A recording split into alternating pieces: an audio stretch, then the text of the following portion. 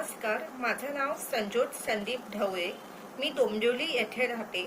सुमनसूत फाउंडेशननी जी काव्यलेखन राज्यस्तरीय काव्यलेखन स्पर्धा व काव्य सादरीकरण स्पर्धा आयोजित केली त्यासाठी त्यांचे मनपूर्वक आभार.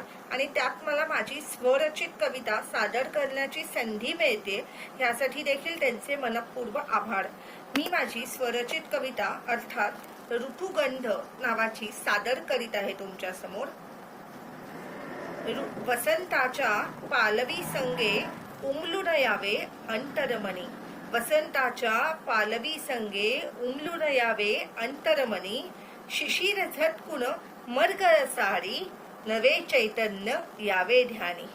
वैशाखाच्या दाहक ज्वाया, वैशाखाच्या दाहक ज्वाया धैर्याने आपण सोसाव्या. बरसून येता मेघ सावळे तृप्त भावना ओसांडाव्या. तृप्त भावना ओसांडाव्या. शरद चांदणे ढवल अर्थात पांढरे. शरद चांदणे ढवल नभातून शांतीचा संदेश देई. तिमिराचा तो पडदा फाडून तेजाची नवी वाट पाही. हेमंत वाऱ्याची ती लकेर सावरते ह्या व्याकुळ जीवाला.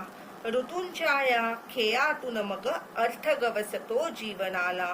ऋतूंच्या ह्या खेळातून मग अर्थ गवसतो जीवनाला.